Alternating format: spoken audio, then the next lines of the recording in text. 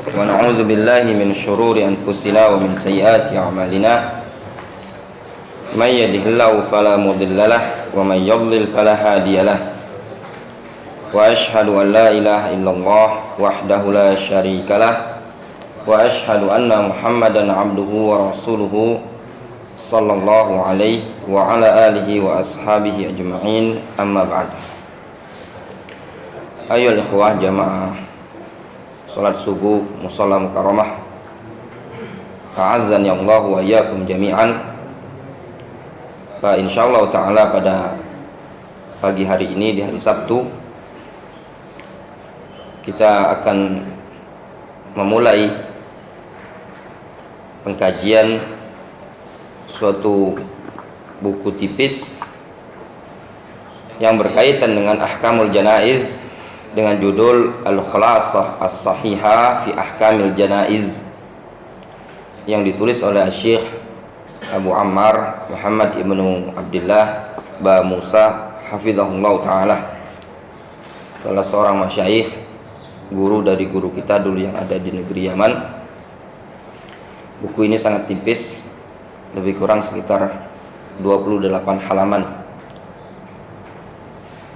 Kenapa anak pribadi memilih buku yang sangat tipis ini dan juga mengambil pembahasan berkaitan dengan jenazah, mengingat kita di saat-saat ini, khususnya di masa-masa pandemi ini, sering sekali atau menjumpai baik dari kalangan kawan kita, ikhwan kita, keluarga kita, atau masyarakat yang meninggal dunia, ataupun mungkin kita suatu saat nanti akan dipanggil oleh Allah Subhanahu wa taala. Maka ini merupakan ilmu yang daruri, yang harus dipelajari oleh seorang muslim. Sebelum masuk ke pembacaan buku ini, ada suatu nasihat dari Syekh Al-Albani rahimahullah ta'ala di dalam kitab beliau Ahkamul Janaiz. Syekh Al-Albani rahimahullah ta'ala sudah lama meninggal dunia, sekitar tahun 2001-an atau tahun 2000. Namun nasihat tersebut yang beliau torehkan di buku beliau sangat dibutuhkan bagi kita semua. Beliau rahimahullah ta'ala menyebutkan dalam kitab beliau Ahkamul Janaiz, kata beliau, walamma kana ghalibu ala kathirin minan nas fi hadzal zaman al-ibtida' fi dinihim, tatkala mayoritas masyarakat di zaman sekarang ini banyak melakukan kebid'ahan pada agama mereka, wala siyama fima yata'allaqu bil janazah, terlebih lagi perkara yang berkaitan dengan jenazah. Maka kata beliau, itu pendapatnya Syekh Al-Albani rahimahullah ta'ala, kana minal wajib ayyusiyal muslimu bi ayyujahaz wa yudfan ala sunnah. Kata Syekh Al-Albani, kana minal wajib, maka termasuk perkara yang wajib bagi seorang muslim agar berwasiat untuk diurus jenazahnya, wa yudfan, dan dikubur sesuai dengan sunnah. Kata Syekh Al-Albani rahimahullah ta'ala, tadi saya ulangi, kata beliau, walamma kana ghalibun nas fi hadzal zaman al-ibtida' fid din, tatkala kebanyakan orang melakukan kebid'ahan di zaman sekarang, maka kata beliau, kana minal wajib, maka perkara yang wajib ayyusial muslim, bagi seorang muslim agar berwasiat. Apa isi wasiatnya? Bi ayyujahaz wa yudfa' ala sunnah, agar diurus jenazahnya tadi dan dikuburkan sesuai dengan sunnah. sebenarnya secara hukum mau dia diurus, dimandikan sesuai dengan sunnah, dikubur sesuai dengan sunnah, itu tidak ada sangkut paut dengan si mayit. Wala taziru waziratun wizra ukhra, orang lain tidak akan menanggung dosa orang lain. Dalam artian kalaupun seandainya dia tidak dikubur, ada misalkan jamaah kita di Mushola Mukarramah ini tinggal di suatu kampung yang jauh, misalkan di ujung Borang itu, dan di ujung di dalam lagi, kemudian meninggal dunia.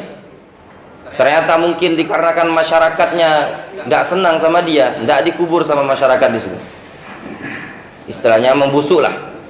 Apakah mengurangi kualitas pahala dia orang tersebut? Jawabannya enggak. Apakah bisa menyebabkan dia masuk ke dalam neraka? Jawabannya enggak.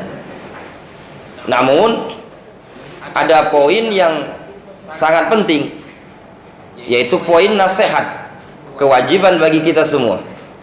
Kalau seandainya kita sudah melihat di masyarakat kita atau anak keturunan kita ini tadi, betul kencang suaranya, kencang, jangan lebih kencang, kencang lagi. Tes. Tatkala kita melihat di kerabat, keluarga yang kondisinya masyarakat kita ini masih awam, maka sangat penting memberikan wasiat. Misalkan si A, dia menyebutkan di surat wasiat, tolong kalau saya meninggal dunia, jangan diadakan acara tahlilan 3 hari, 7 hari.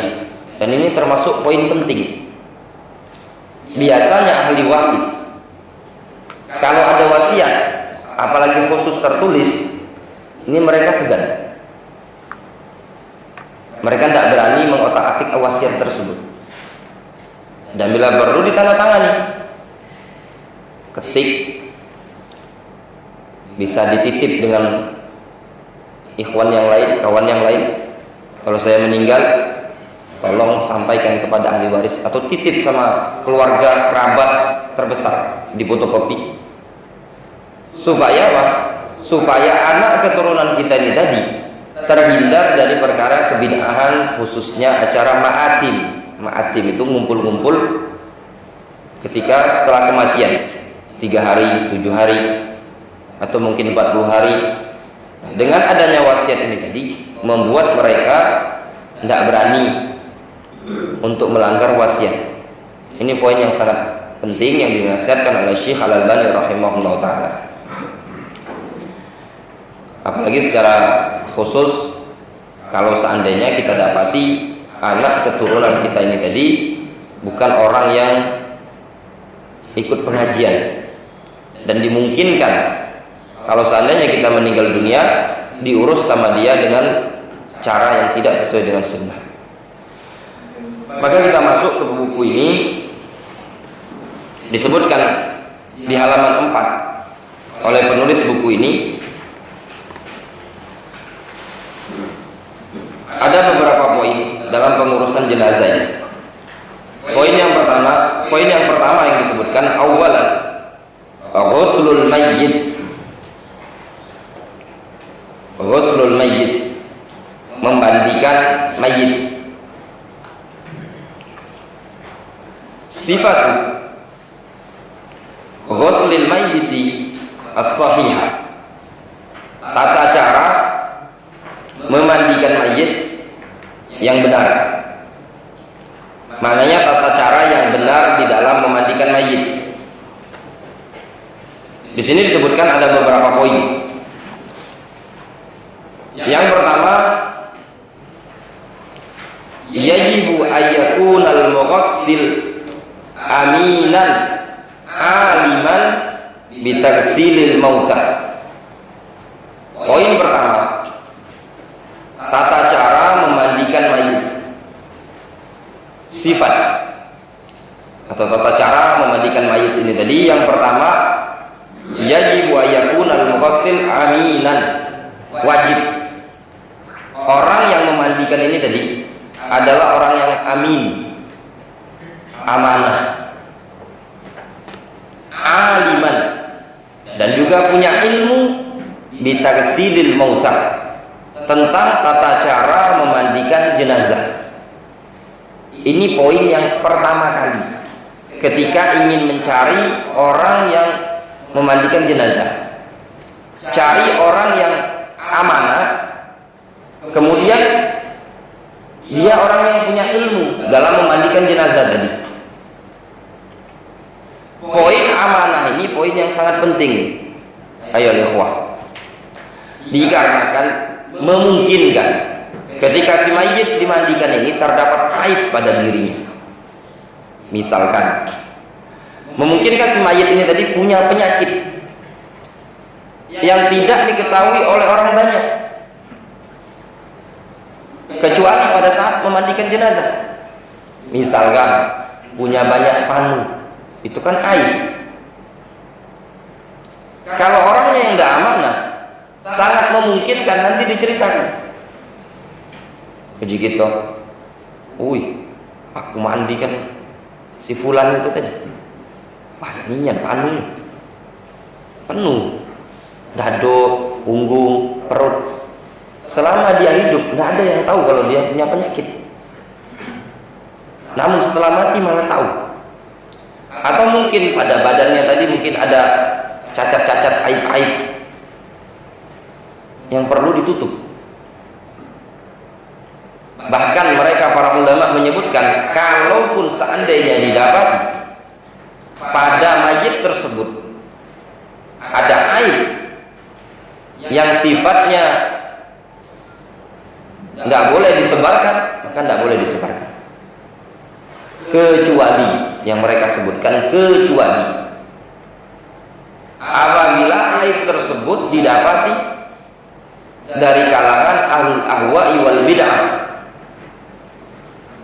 boleh diceritakan dalam rangka tahdziran nas min af'alihim, untuk memperingatkan umat manusia dari perbuatan mereka.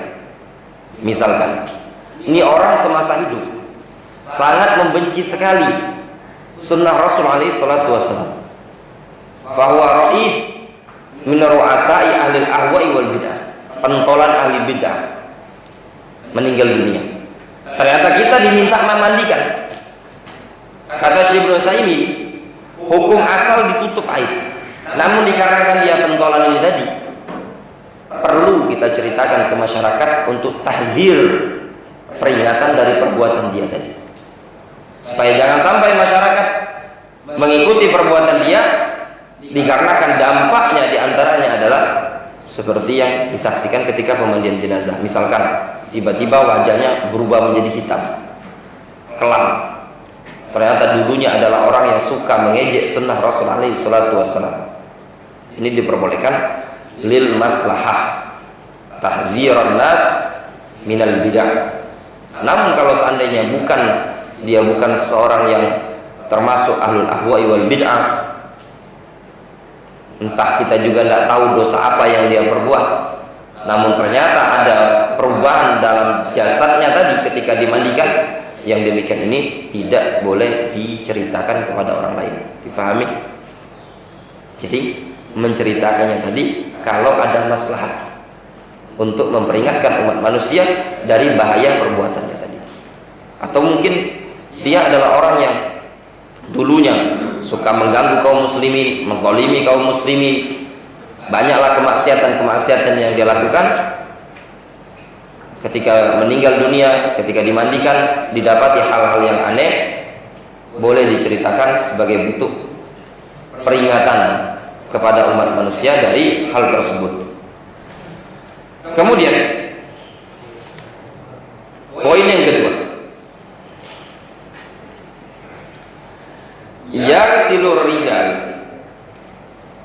ar-rijal yughsilur rijal yughsilur rijalu ar-rijala wan nisa'u an-nisa'a illa az-zawjah illa az-zawjiyah.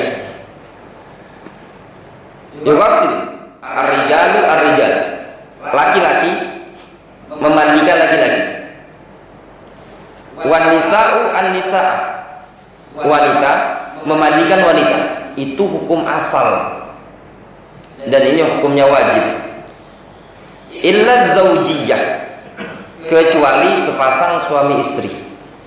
Hukum asal di dalam memandikan jenazah adalah laki-laki dimandikan laki-laki, perempuan dimandikan perempuan. Makanya kalau jenazahnya laki-laki, tidak diperbolehkan ada perempuan ikut nimbrung di situ. Kemudian begitu juga wanita. Kalau yang meninggal tadi ibu kita, yang memandikan adalah wanita, baik itu saudari kita atau istri kita. Kita tidak usah ikut memandikan. Kenapa? Dikarenakan laki-laki atau wanita, baik dia masih hidup ataupun sudah meninggal dunia, dia adalah aurat, tetap aurat hayyan wa mayyitan. Tidak boleh dilihat. Jangan mentang-mentang ini kan lah mati, dia tidak juga jingok, ditelanjang, tidak boleh. Kecuali suami istri boleh saling melihat aurat masing-masing. Fayajuzu likulli wahidin minhuma taksil al-akhar bin nas wal ijma'. Kalau wanita boleh masing-masing dari keduanya, suami istri tadi, wanita mandikan laki-laki, laki-laki mandikan perempuan. Kalau suami istri, dengan dalil nas itu maksudnya dalil tegas, baik ayat Al-Quran ataupun hadis, wal ijma' dan kesepakatan para ulama. Adapun dalil hadis yang menunjukkan bolehnya suami istri saling memandikan, hadisnya Rasul dengan Aisyah ketika beliau ngobrol, kira-kira kalau saya mati duluan siapa yang memandikan? Ya. Kata Rasul, kalau engkau mati duluan, ana wassaltuki, aku yang akan memandikan engkau. Begitu juga sebaliknya, yang demikian itu diperbolehkan. Adapun selain itu jangan. Termasuk poin yang perlu diingatkan kepada ikhwan dalam hal ini, jangan memvideokan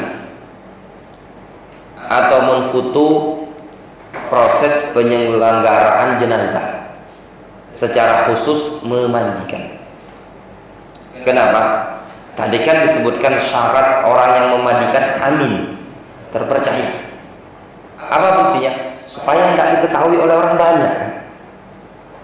Kalau divideokan, tidak menutup kemungkinan mengkhawatirkan diupload. Terus apa fungsinya kita tutup dengan hijab? Kalau mau diupload, divideokan, mending kan mandikan di lapangan, ditonton oleh masyarakat kan? Nah, seperti ini terkadang termasuk kesalahan.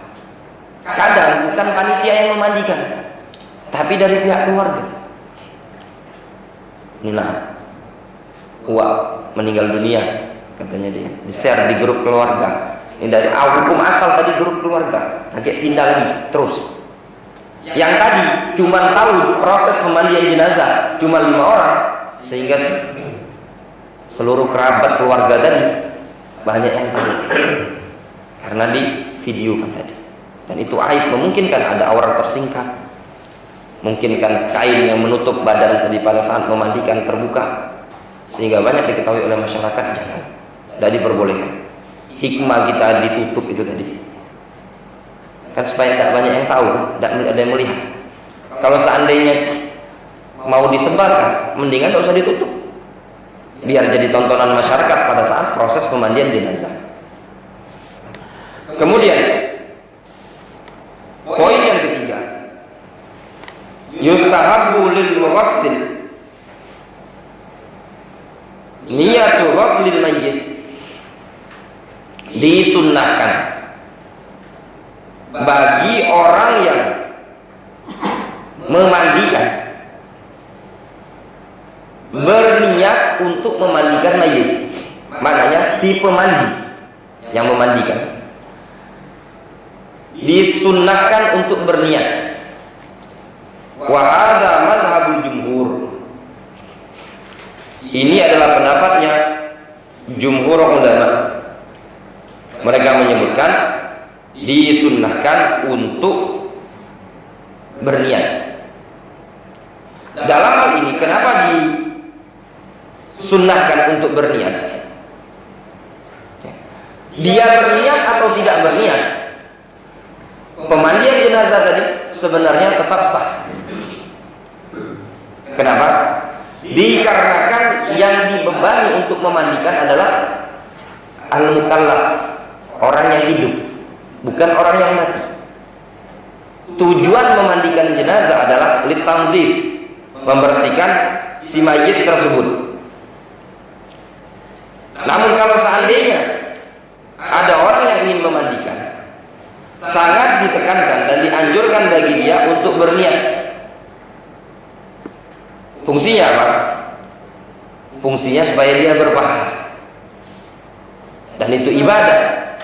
Ini pendapat jumhur ulama yang menyebutkan bahwasanya si mayit tersebut disunnahkan untuk berniat.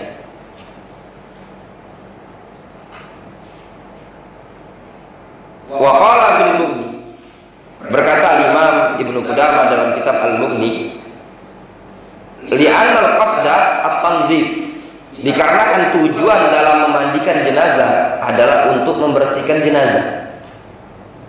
Ini poin penting.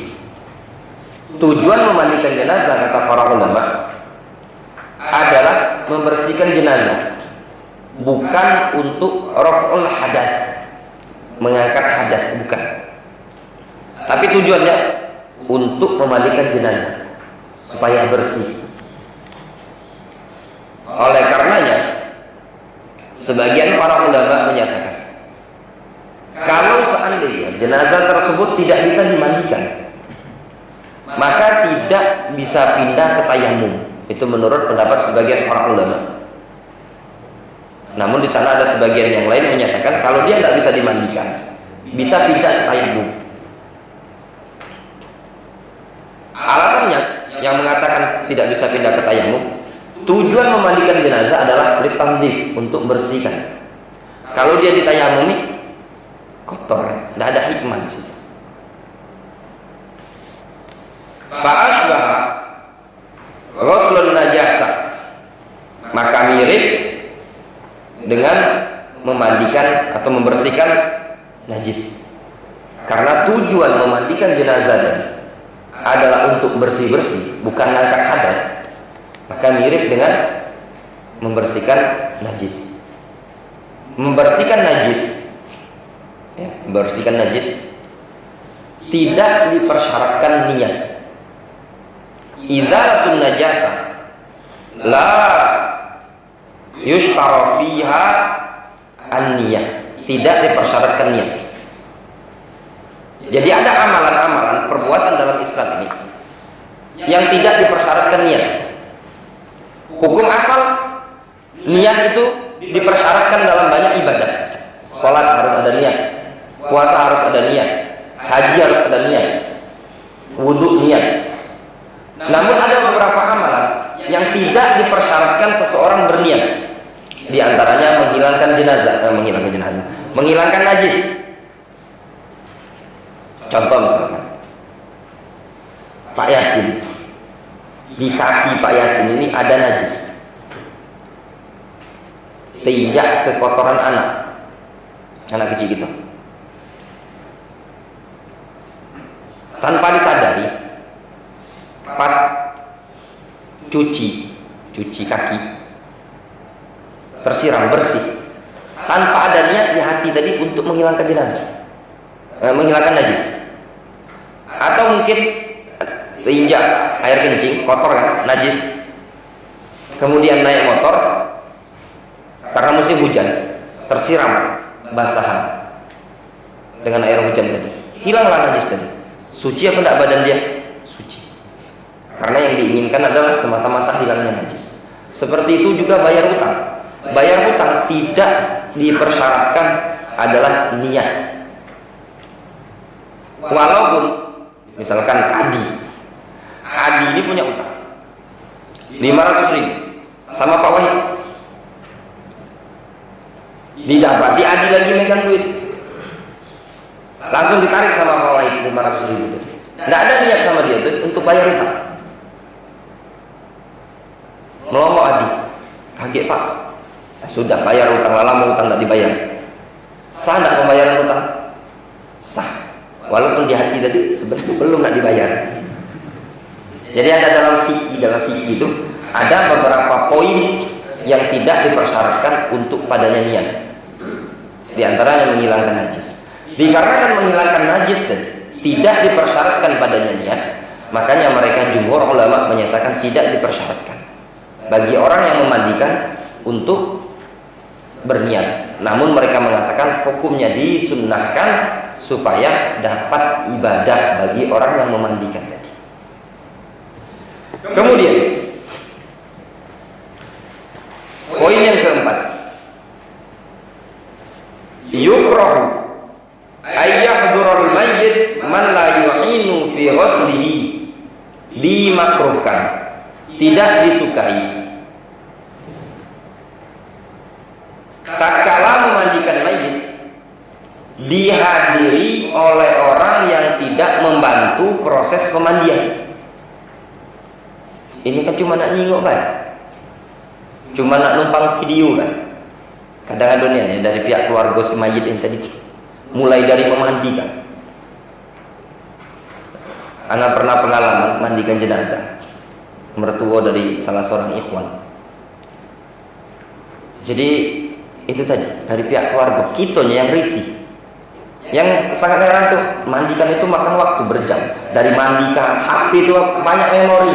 Dari mandikan sampai ngafani, sampai ke kuburan, di video kan untuk disimpan. Misalnya itu entah mungkin dokumentasi, kenang-kenangan dan yang lainnya tadi. Akhirnya kita pun yang memandikan tadi risih. Apalagi kalau mungkin yang melihat ini tadi yang masuk ke pemandian tadi adalah perempuan, sedangkan kita ikhwan-ikhwan. Nah, dari sini hendaknya diingatkan kepada kerabat kalau kita punya kerabat. Ya. Pada saat proses pemandian jenazah, jangan masuk di tempat pemandian tadi kecuali orang yang memang membantu. Misalkan yang nyiramkan banyu, yang gosoi, yang mandikan jenazah tadi bukan gotong royong. Kalau gotong royong buat pondok pesantren, buat masjid, memang butuh banyak anggota. Kalau memandikan jenazah, paling banyak lah, 5 cukup. Ada yang menyirami, ada yang gosok, ada yang merubah posisi badan. 5 belas sudah cukup.